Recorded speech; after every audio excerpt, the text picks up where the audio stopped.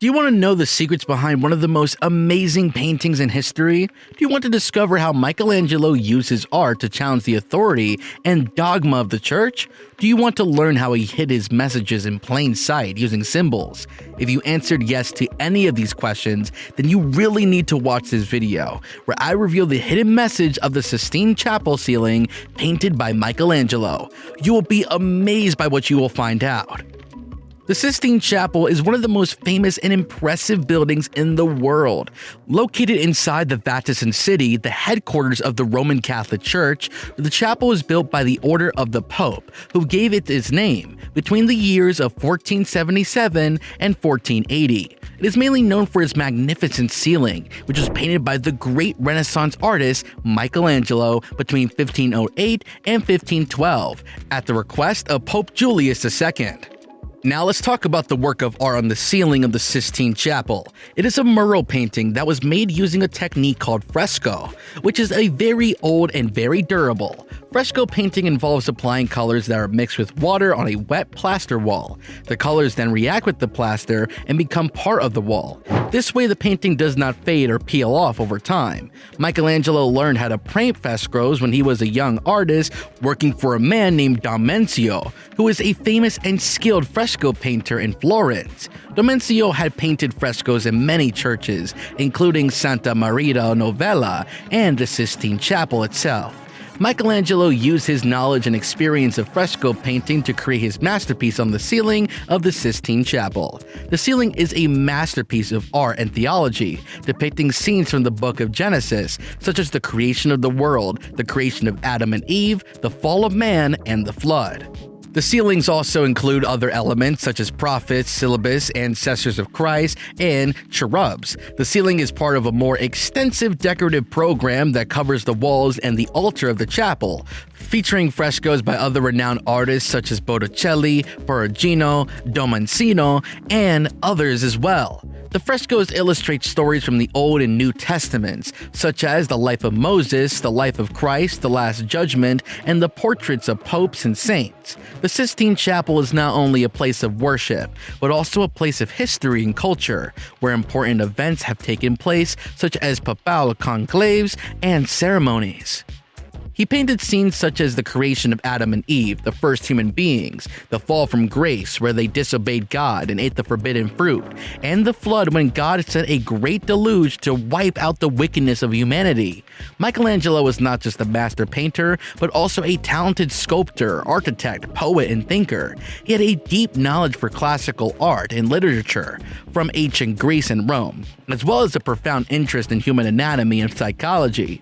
He uses artistic skills and intellectual curiosity to create a complex and original vision of the biblical narrative, which challenged the conventional views of his time and even expressed some hidden messages that criticized the attitude of the church. He wanted to show that the stories from the book of Genesis were not just literal and historical accounts, but also allegorical and symbolic ones that revealed deeper truths about human nature and divine purpose. One of the hidden messages that Michelangelo conveyed through his painting of the ceiling of the Sistine Chapel is relative to the figure of God, who appears in 9 scenes of the ceiling. Michelangelo portrayed God as an old man with a long beard and flowing robes, surrounded by angels and other heavenly beings. This image was inspired by the ancient depictions of Zeus, the king of the gods in Greek mythology, who was often shown with similar attributes. By using this pageant model, Michelangelo was suggesting that God was not only a transcendent and mysterious entity who existed beyond time and space, but also a human-like and accessible one who shared emotions and experiences with his creation. He wanted to show that God had a personal and intimate relationship with humanity, and that he cared for them and intervened in their affairs. This idea was in contrast with the rigid and dogmatic theology of the church, which empathized God's distance and authority over his creatures. The church taught that God was an incomprehensible and omnipotent being who demanded obedience and worship from his subjects, and who punished them for their sins. Michelangelo's portrayal of God challenged this view and offered a more humane and compassionate vision of the divine. Another hidden message that Michelangelo expressed throughout his painting of the ceiling of the Sistine Chapel is relative to the figure of Adam, who appears in several scenes on the ceiling. Michelangelo portrayed Adam as a young and handsome man with a muscular and athletic body.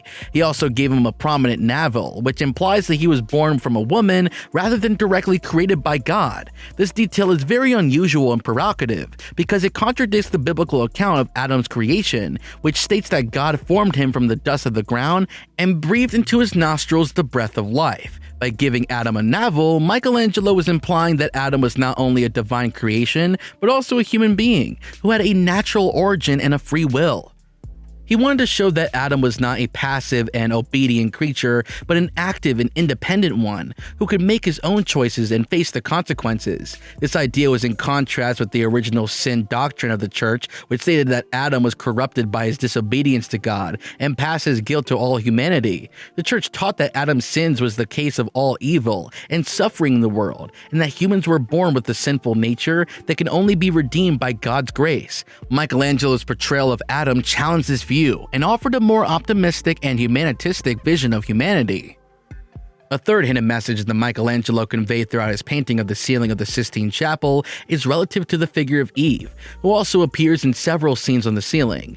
Michelangelo portrayed Eve as a beautiful and graceful woman with a slender and elegant body. He also gave her a prominent role in some scenes, such as which she created from Adam's rib or when she is tempted by the serpent. By doing this, Michelangelo was implying that Eve was not only a secondary and subordinate creature who was made from Adam's side and also followed his lead, but also an equal and an independent one who had a vital role in the history of salvation. He wanted to show that Eve was not a mere helper and comparison for Adam, but a partner and co-creator with him, who had her own agency and responsibility. This idea was also in contrast with the misogynistic attitude of the church, which blamed Eve for causing the fall of mankind and considered women as inferior and sinful beings. The church taught that Eve was deceived by the serpent and persuaded Adam to eat the forbidden fruit, and that as a result, she and all women were cursed by God with pain in childbirth, subjection to men, and exclusion from priesthood. Michelangelo's portrayal of Eve challenged this view and offered a more respectful and empowering vision of woman. These are just some examples of how Michelangelo used his artistic genius and his personal vision to create a masterpiece that transcended its religious function and became a universal symbol of human creativity and dignity. His hidden messages were not meant to be disrespectful or heretical, but rather to inspire people to think critically and independently about their faith and their relationship with God. He wanted to show that art could be powerful of a tool for expressing one's ideas and feelings, even if they were different or unpopular. He wanted to challenge the status quo and the authority of the church, which he felt was corrupt and oppressive. He wanted to celebrate the beauty and diversity of God's creation, which he saw in nature and in humanity. He wanted to explore the mysteries and paradox of the biblical narrative, which he interpreted in his own way. He wanted to express his own struggles and doubts, as well as his hopes and aspirations as an artist and as a human being. He wanted to create a lasting legacy that would influence generations of artists and thinkers. He wanted to make a statement that art was not just a decoration or a propaganda, but a form of communication and a source of knowledge. Click on any of the two videos on the screen right now for more content.